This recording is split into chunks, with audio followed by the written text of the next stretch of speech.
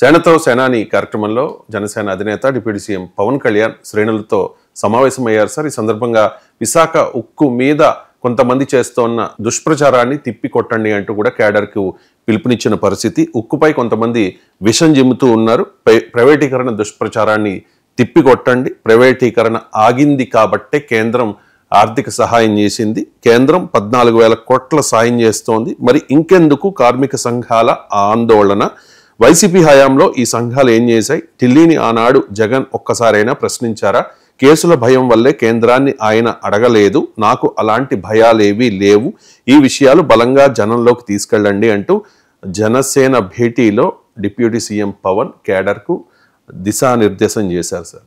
So Pawan Kalyan చెప్తూ ఉన్నారు ప్రైవేటీకరణ ఆగింది అని చెప్పేసి, కానీ రీసెంట్గా ఒక 34 విభాగాలకు సంబంధించి ప్రైవేటైజ్ చేసేందుకు విశాఖ స్టీల్ ప్లాంట్ ఒక టెండర్ నోటీస్ కూడా జారీ చేసినట్టుగా మనకు వార్తలు వచ్చాయి. ఏంటి సార్ పవన్ కళ్యాణ్ చెప్తూ ఉన్నట్టుగా నిజంగా విశాఖ స్టీల్ ప్లాంట్ ప్రైవేటీకరణ ఆగిపోయిందా? ఫస్ట్ పవన్ కళ్యాణ్ జగన్ పైన చేసిన విమర్శ నిజమే. జగన్ సీరియస్గా ప్రశ్నించలేదు. అసెంబ్లీలో ఏదో తీర్మానము ప్రైమ్ మినిస్టర్ వచ్చినప్పుడు ఉపన్యాసాల్లో చెప్పడం తప్ప లేదు. కానీ అప్పుడు జగన్మోహన్ రెడ్డి కేసుల భయంతోనే ప్రశ్నించలేదు, అది కూడా నేను ఒప్పుకుంటాను. కానీ జగన్మోహన్ రెడ్డి ప్రశ్నించే పరిస్థితిలో కూడా ఎక్కడున్నాడు? ఆయన ఎన్డీఏలో భాగస్వామి కాదు. ఆయన వల్ల మోడీ ప్రభుత్వం నిలబడలేదు. అందువల్ల పవన్ కళ్యాణ్కు మొదటి ప్రశ్న ఏంటంటే, జగన్ మీకు ఆదర్శం కాదు, జగన్ ప్రశ్నించలేదు, జగన్ చాలా తప్పులు చేశాడు కనుక కదా మీకు అధికారం ఇచ్చింది. మీరు మరి జగన్ ముఖ్యమంత్రిగా ఉన్న రోజు మీరు స్టీల్ ప్లాంట్కి వెళ్ళి మీరు టీడీపీ నేతలు పెద్ద ఎత్తున మేము కాపాడుతామని మీరు మాట ఇచ్చారు కదా. అందువల్ల ఇవాళ మీరు ఎన్డీఏలో భాగస్వామి, అది మర్చిపోకూడదు. జగన్మోహన్ రెడ్డి ఎన్డీఏలో భాగస్వామి కాదు. రెండవది, ఇవాళ మీ మద్దతుతో ఎన్డీఏ ప్రభుత్వం బతుకుంది. ఆ రోజు ఆ పరిస్థితి కాదు. 2014లో కూడా ఆ పరిస్థితి కాదు. 2014లో కూడా చంద్రబాబు నాయుడు ప్రత్యేక హోదా గురించి అడుగుతలేనప్పుడల్లా నేను అదే చెప్పాను. ఆయనకి ఇవాళ అడిగినా మోడీ ఇవ్వకపోతే ఏం చేయగలిగే పరిస్థితి లేదు. ఆ సిచ్యువేషన్ ఆ రోజు లేదు అన్నాను. ఇవాళ ఆ పరిస్థితి కాదే. ఈరోజు బ్రహ్మాండంగా చంద్రబాబు నాయుడు అడిగితే కాదని లేని పరిస్థితిలో మోడీ ఉన్నాడు కదా. ఇవాళ ఒక్క వైస్ ప్రెసిడెంట్ ఎలక్షన్స్ మీరు విశాఖ స్టీల్ ప్రైవేటీకరణ ఆపకపోతే మేము జస్ట్ సుజెషన్ ఓటేస్తామని చెప్పండి. మోడీ ఎందుకు దిగిరాడో నేను చెప్తాను. అందువల్ల మొదటి ప్రశ్న, జగన్ మీకు ఆదర్శము కాదు, జగన్కు మీకు తేడా ఉంది. మీరు కేంద్రంలో ఎన్డీఏలో ఉన్నారు, రాష్ట్రంలో ఎన్డీఏలో ఉన్నారు. ఎన్డీఏ ప్రభుత్వం ప్రైవేటీకరిస్తుందన్నది ఆ సమస్య.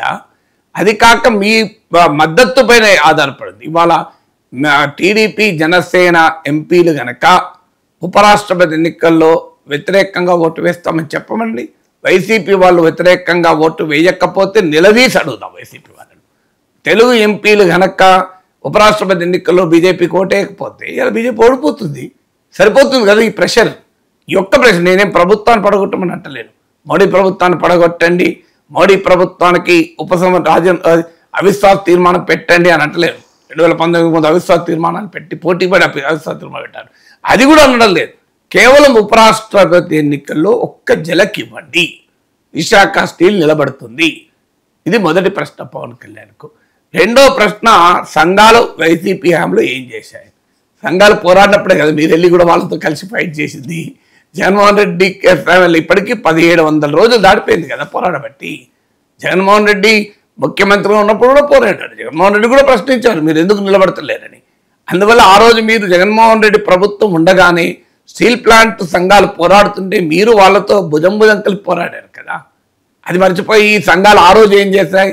ఆ రోజు కామ్గా ఉంటుంటే మీరు ఎందుకు పోయారు విశాఖ స్టీల్ ప్లాంట్? పోలే కదా. తెలుగుదేశం జనసేన కార్మిక సంఘాలు నడిపింది ఉద్యమాన్ని విశాఖ ఉక్కు పరిరక్షణ సమితి నాయకత్వంలో అన్ని సంఘాలు కలిపి కదా నడిపింది. అందువల్ల సంఘాలు ఏం చేస్తాయన్న దానికి మీరు అడగాల్సింది పార్టీ ఆంధ్రప్రదేశ్ రాష్ట్ర అధ్యక్షులు, అక్కడ ఎమ్మెల్యే గాజువాక ఎమ్మెల్యే, విశాఖ ఉక్కులో టీడీపీ కార్మిక సంఘ నాయకుని అడిగండి ఏం చేశారో చెప్తారు. ఏం చేయకపోతే ఆయనదే బాధ్యత అవుతుంది. ఆయన కూడా కార్మిక సంఘ నాయకుడు కదా. అందువల్ల ఇది మొదటి ప్రశ్న. ఇక రెండవది, ఇటీవల తెలుగుదేశం ఎంపీలు వెళ్ళారు. ఇవాళ తెలుగుదేశం ఎంపీలు వెళ్ళి ఈఎస్ శర్మ ప్రముఖ రిటైర్డ్ ఐఏఎస్ అధికారి ఆయన ఒక లేఖ రాశారు కేంద్ర ఉక్కు గనుల శాఖ మంత్రికి. ఆ లేఖలో ఆయన మెన్షన్ చేసింది ఏంటంటే, ఇటీవల టీడీపీ ఎంపీలు వెళ్ళి కేంద్ర ప్రభుత్వాన్ని కలిసి విశాఖపట్నంలో మిట్టల్ స్టీల్ ప్లాంట్కు మీరు రాయితీలు ఇవ్వండి, మిట్టల్ ప్రోత్సహించండి అని అడిగినట్టు ఆయన లేఖలో పేర్కొన్నారు. అదే నిజమైతే అంతకన్నా అన్యాయం ఇంకోటి కాదు. ఏ శర్మ ఇది వెరీ రెస్పెక్టెడ్ ఆఫీసర్ కాదని ఇంతవరకు ఎవరు ఖండించలేరు. టీడీపీ ఎంపీలు పోయి విశాఖ స్టీల్ గురించి అడిగారా, లార్సన్ మిట్టల్ గురించి అడిగారా? అందులో జనసేన ఎంపీలు కూడా ఉన్నారు కదా, మరి వాళ్ళు వెళ్ళలేదా? వాళ్ళు ఎక్కడ ఉన్నారు? రెండవది మూడవ ప్రశ్న ఇది రెండవ ప్రశ్న మీరు చంద్రబాబు నాయుడు అడగండి. తెలుగుదేశం ఎంపీలు ఈ మధ్య వెళ్ళారట కదా, వాళ్ళు దేని గురించి వెళ్ళారు? విశాఖ ఉక్కు గురించి వెళ్ళారా, మిట్టల్ స్టీల్ ప్లాంట్ గురించి వెళ్ళారా అని అడగండి. ఇక మూడవది దుష్ప్రచారం అంటున్నారు కదా, ప్రైవేటీకరణ. కేంద్ర క్యాబినెట్ రెజల్యూషన్ ఉంది ఈ విశాఖ ఉక్కును ప్రైవేటీకరించాలని. దాన్ని మార్చారా, ఉపసంహరించారా? మరి ఉపసంహరించకుండా ప్రైవేటీకరణ ఆగిందని మీరు ఎలా కంక్లూషన్కి వస్తారు? 11,440 కోట్లు ఇవ్వడమే ప్రైవేటీకరణ ఆగడం అయితే 1144 కోట్లు దేనికి వాడారు? బ్యాంక్ పేమెంట్లకు వాడారు, వడ్డీ జిఎస్టీ డ్యూస్ చెల్లించడానికి వాడారు, విఆర్ఎఫ్ తీసుకోవడానికి వాడారు తప్ప అసలు విశాఖ ఉక్కు సమస్యకు పరిష్కారాన్ని ఈ 11,440 క్రోర్స్ అడ్రస్ చేసిందా? ఇది మూడో ప్రశ్న. ఆ కేబినెట్ తీర్మానాన్ని మీరు వెనక్కి తీసుకోమని చెప్పండి. మీ మీద కేసులు మీకు భయమే లేదు కదా. పోయి ప్రైమ్ మినిస్టర్ని అడగండి, మీరు ఈ విశాఖ ఉక్కు పైన ప్రైవేటీకరిస్తూ కేబినెట్ చేసిన తీర్మానాన్ని ఉపసంహరిస్తుంటూ విశాఖ ఉక్కును ప్రైవేటీకరించము అని కేంద్ర కేబినెట్ తీర్మానం చేయమనండి. అడగమని తీర్మానం చేయమని పవన్ కళ్యాణ్ మీద కేసులు లేవు, పవన్ కళ్యాణ్ భయమే లేదు కదా, అడగచ్చు కదా. ఇంకేముంది దీనికి? ఇది థర్డ్. ఫోర్త్ పాయింట్, ఇటీవల 44 ఆపరేషన్, నాట్ 34, 44 ఆపరేషన్స్ను ఇంక్లూడింగ్ బ్లాస్ట్ ఫర్నెస్ లోపలతో సహా మీకు ఇంక్లూడింగ్ క్యాప్టివ్ థర్మల్ పవర్ ప్లాంట్తో సహా మీరు ఈ మధ్య ప్రైవేట్ కాంట్రాక్టర్లకు టెండర్లు పిలిచారా లేదా? ఇది నిజం కదా? ఒక విశాఖ స్టీల్ను ముక్కలుగా చేసి ప్రైవేట్ వారికి అప్పచెప్పడానికి జరుగుతున్న ప్రయత్నం కాదనా చెప్పండి. ఇది మనం ఎందుకు చేశారు? 44 operations including blast furnace critical safety ఆపరేషన్స్లో లింక్ అయి ఉన్న వాటిని కూడా మీరు ప్రైవేట్ వారికి అప్పచెప్తూ టెండర్ నోటీసులు ఇచ్చారా లేదా? దీన్ని మరి ఆపించండి. పవన్ కళ్యాణ్ సూటి ప్రశ్న. ఇది విశాఖ స్టీల్ని ముక్కలు చేసి ఆపడము. మోడీజీ దీన్ని ఆపండి. మీ మీద కేసులు లేవు కదా, మీకేం భయం లేదు కదా, అడగండి మోడీని ఎందుకు ఆపడం లేదు. సో ఇది నాలుగవది. ఐదవది, మీకు విశాఖ స్టీల్ ప్లాంట్కు మొదటి నుంచి కూడా అడుగుతున్నది ఏంటి? అడుగుతున్నది captive power plant, captive mines మీరు ప్రైవేట్ వారికి ఇస్తున్నారు. ఇప్పటికీ విశాఖ స్టీల్ ప్లాంట్కు క్యాప్టివ్ మైన్స్ ఎందుకు ఇవ్వరు? ఇది ప్రశ్న. దానివల్ల ఏమవుతుంది? అలా విశాఖ ఉక్కు ప్రొడక్షన్ కాస్ట్లో 58% ఇలా రా మెటీరియల్కి పోతుంది, 58%. సో ఇది ప్రైవేట్ వారితో పోలిస్తే 6 times 10 times ఎక్కువ రా మెటీరియల్ పైన విశాఖ స్టీల్ ప్లాంట్ ఖర్చు పెట్టాల్సి వస్తుంది. దీనికి ఈ క్యాప్టివ్ మైన్స్ కనుక కేటాయిస్తే మీరు విశాఖ స్టీల్ ప్రైవేటీకరణ ఆగిపోతుంది. మరి దీనికి ఎందుకు పవన్ కళ్యాణ్ అడగడం లేదు? పవన్ కళ్యాణ్ మోడీ దగ్గర కూర్చొని క్యాప్టివ్ మైన్ కేటాయించండి. మీ మీద కేసులు లేవు కదా, మీకు భయమే లేదు కదా మోడీని అడిగితే. జగన్ పక్క పెట్టండి, జగన్ ఏం చేయలేదు, ఆయన ఓడించారు, 11 సీట్లకు పరిమితం చేశారు. మీకు 21 సీట్లు ఇచ్చి 100% స్ట్రైక్ రేట్ ఇచ్చారు కదా ప్రజలు. ఆయనతో మీకెందుకు పోలిక? ఆయనకు మీకు ఆదర్శం ఏమైనా కంపారిజన్ జగన్తో చేసుకొని ఆనందపడతారు ఎందుకు? నేను అడుగుతున్నది మీరు ఇచ్చిన హామీలతో చేయండి. మీరే క్యాప్టివ్ మైన్స్ ఎలకేట్ చేయించండి. క్యాప్టివ్ మైన్స్ ఎలకేట్ చేయించడంలో చంద్రబాబు నాయుడు పవన్ కళ్యాణ్ ఎందుకు విఫలమవుతున్నాడు? దీనికి ఆన్సర్ చెప్పాలి కదా. ఇక ఆరోది, కాంట్రాక్ట్ 5,000 కాంట్రాక్ట్ ఉద్యోగులు టర్మినేట్ చేశారు. గత కొన్నేళ్లలో 10,000 మంది పర్మనెంట్ ఉద్యోగులను తగ్గించారు. చెప్పండి, వర్క్ ఫోర్స్ తగ్గిస్తే స్టీల్ ప్లాంట్ ఎఫెక్టివ్గా పనిచేస్తుందా? Work force, competent work force పోతే స్టీల్ ప్లాంట్ మూతపడదా? అంటే మీరు తెలివిగా స్టీల్ ప్లాంట్లో ఉన్న ఉద్యోగుల్ని ఇంటికి పంపించి స్టీల్ ప్లాంట్ పని చేయకుండా చేస్తున్న దానికి ఇది ఉదాహరణ కాదా? ఇది ఆరవది. ఏడవది, మిట్టల్ స్టీల్ ప్లాంట్ అక్కడే విశాఖలో, అదే విశాఖ సమీప అనకాపల్లి ప్రాంతంలో మిట్టల్ స్టీల్ ప్లాంట్ని మీరు క్రియేట్ చేస్తున్నారు. ఇది మేక్ ఇన్ ఇండియా అవుతుందా? ఈ స్టీల్ ప్లాంట్ కోసం మీరు ఎన్ని రాయితీలు ఇస్తున్నారు? క్యాప్టివ్ పోర్ట్ ఒకటి ఇస్తున్నారు, మీకు ట్యాక్స్ హాలిడేస్ ఇస్తున్నారు, చీప్గా ల్యాండ్ ఇస్తున్నారు. ఒక్కసారి పవన్ కళ్యాణ్ గారిని లెక్కలు చెప్పమనండి అంటున్నారు. మీరు విశాఖ స్టీల్ ప్లాంట్కు 11,440 కోట్ల ఫైనాన్షియల్ ప్యాకేజ్ ఇప్పించారు. మిట్టల్కి ఇస్తున్న రాయితీల టోటల్ విలువ ఎంత? దీనికి సవాల్ అడుగుతున్నాం మేము, తెలుగు బిడ్డగా అడుగుతున్నాం. ఆ విశాఖ ఉక్కు ఆంధ్రుల హక్కు అని ప్రాణాలు అర్పించిన వారి త్యాగాల ఆధారంగా సాక్షిగా అడుగుతున్నాం, వారి రక్తదర్పణం ఆధారంగా అడుగుతున్నాం. అయ్యా, మీరు మిట్టల్ స్టీల్ ప్లాంట్కు ఎన్ని వేల కోట్ల రాయితీలు ఇవ్వమని అడుగుతున్నారు. కేంద్రం ఇవ్వడానికి సిద్ధపడుతోంది, రాష్ట్ర ప్రభుత్వం ఇవ్వడానికి రెడీ. మిట్టల్ స్టీల్ ప్లాంట్కి ఇచ్చేదంత, విశాఖ స్టీల్ ప్లాంట్కి ఇచ్చేదంత, మిట్టల్ స్టీల్ ప్లాంట్లో కల్పించబడే ఉద్యోగాలు ఎంత, విశాఖ స్టీల్ ప్లాంట్లో కల్పించబడే ఉద్యోగాలు ఎంత, దేశ సంపదకు విశాఖ స్టీల్ ప్లాంట్ ఎంత కంట్రిబ్యూట్ చేస్తుంది, మిట్టల్ స్టీల్ ప్లాంట్ ఎంత కంట్రిబ్యూట్ చేస్తుంది? ఈ చర్చకు మీరు సిద్ధమా అని అడుగుతున్నారు. అయ్యా, మీరు విశాఖ స్టీల్ ప్లాంట్ 11,440 కోట్లు ఇచ్చామని చాలా గొప్పగా చెప్తున్నారే, అంతకన్నా ఎక్కువ మిట్టల్ స్టీల్ ప్లాంట్కి ఇస్తున్నారు కదా, రైతులు అడుగుతున్నారు కదా. ఇది ఎక్కడ న్యాయము? విశాఖ స్టీల్ ప్లాంట్కు ఉండవలసిన పోర్టును మీరు గంగావరం పోర్టును ప్రైవేట్ వాళ్ళకి అప్పచెప్పారు కదా. అది విశాఖ స్టీల్ ప్లాంట్ ల్యాండ్ కదా, దాన్ని గంగవరం పోర్టుకు అప్పచెప్పారు కదా. మరి ఇప్పుడు మిట్టల్ స్టీల్ ప్లాంట్కు ప్రత్యేకంగా పోర్ట్ ఇస్తున్నారు కదా, క్యాప్టివ్ పోర్టు. ఇది ఎక్కడ న్యాయం? ప్రైవేట్ వారికి ఒక పెడతారు, పబ్లిక్ సెక్టర్లోకి ఒకట.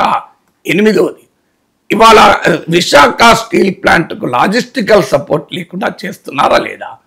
కోల్ సప్లై లేకుండా, కోక్ సప్లై లేకుండా, ఆఖరికి రైల్వే వ్యాగన్స్ లేకుండా చేస్తున్నారా లేదా? దీన్ని మరి గనక అడ్రస్ చేస్తే స్టీల్ ప్లాంట్ నిరాటంకంగా సాగుతుంది కదా. ఒక 2 రోజుల కోక్ కూడా, ముడి పదార్థాలు కోక్ అయినా కోల్ అయినా 2 days రా మెటీరియల్ కూడా అడ్వాన్స్ లేకుండా స్టీల్ ప్లాంట్ ఎలా నడుస్తుంది? నాకు ఆన్సర్ చెప్పండి మీరు దయచేసి.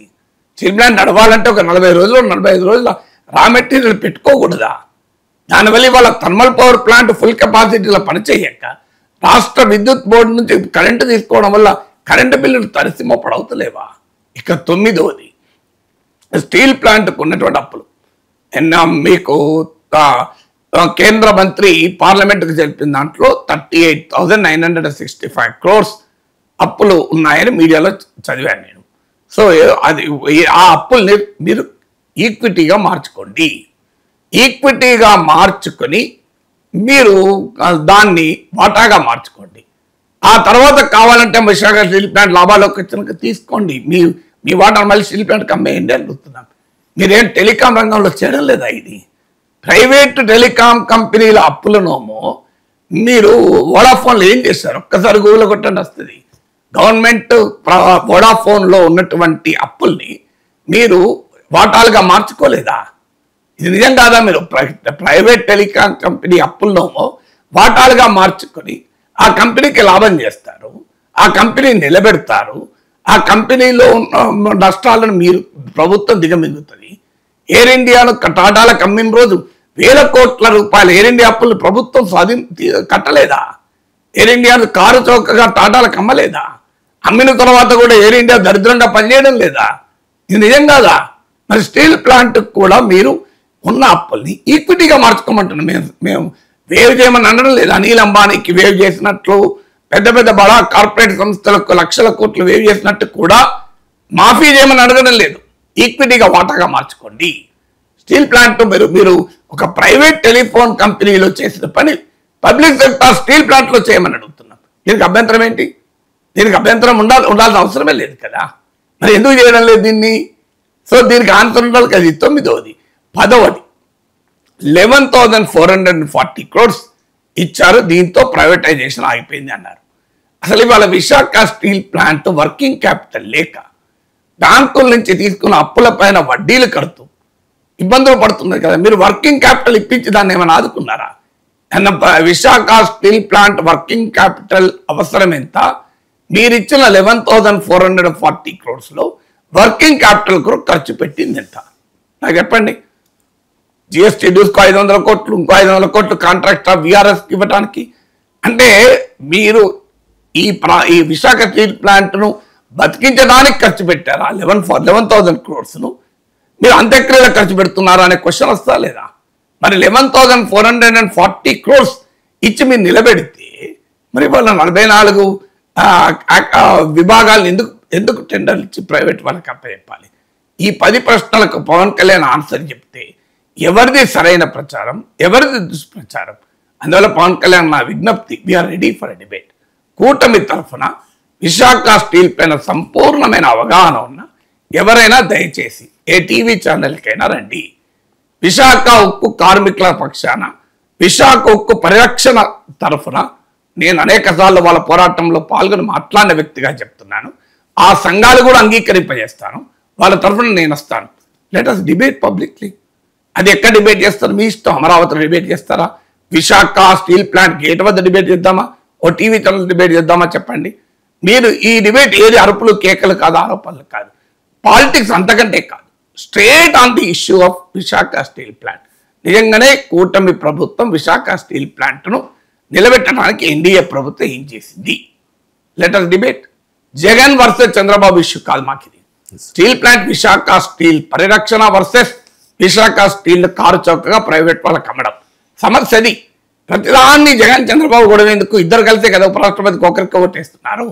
మీరు ఇద్దరు కలిసే కదా రాష్ట్రపతి ఎన్నికలు ఒకరికి ఓటేశారు. మీరు ఇద్దరు కలిసే కదా కాన్ఫిడెన్స్ ఓటుకు అవిశ్వాస తీర్మానం పెడితే దానికి వ్యతిరేకంగా ఓటేసింది.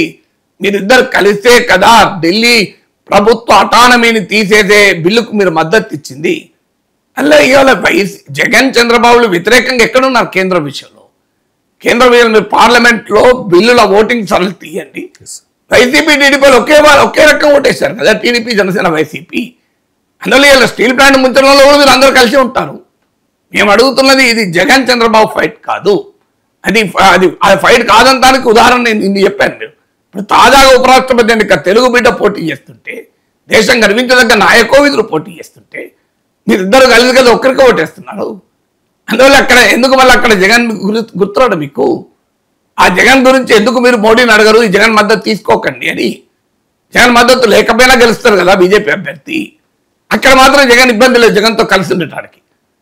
ఢిల్లీలో కేంద్రంలో కలిసి ఉండడానికి, పార్లమెంట్లో కలిసి ఒకే రకంగా ఓటేస్తానికోమో ఇబ్బంది లేదు జగన్.